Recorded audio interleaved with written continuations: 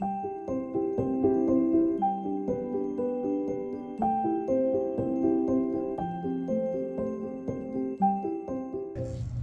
question came up a lot in the group. Why don't you give public tours anymore? Was there a horrible accident that you're not allowed to talk about? No, Okay. there wasn't. Well, if you want to call COVID a horrible accident, I guess that fits that. But that's why we stopped, because we wanted to, protect our employees. Mm-hmm. And the tours were great. They started in the mid-'60s, and I think they were, every school kid around us goes through it in third grade, that kind of stuff. And but it was COVID, and after that passed,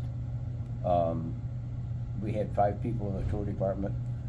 3 of them had left to do other things. And so we were, at the same time, it turns out we were upgrading our packaging equipment. Mm-hmm. So the video that we show, maybe you've seen it online, was showing the wrong equipment and things like that. So we just thought, and the other thing is kind of a business reason.